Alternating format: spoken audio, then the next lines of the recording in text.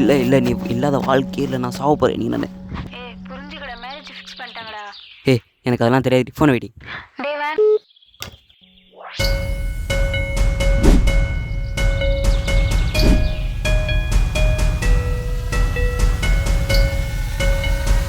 டேய் தம்பி, இருடா.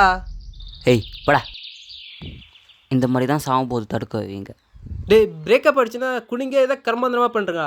சாவாதீங்கடா, ஒரு வாழ்க்கடா, போனால் வராது. அதெல்லாம் உனக்கு தெரியாது, கம்னிரு. நானும் பட்டு தடவை வந்திருக்கேன், அதனால தான் இங்கே உட்காந்துருக்கேன். இல்லை, புரியல. தொட்டு பார், அப்போ தெரியும். ம்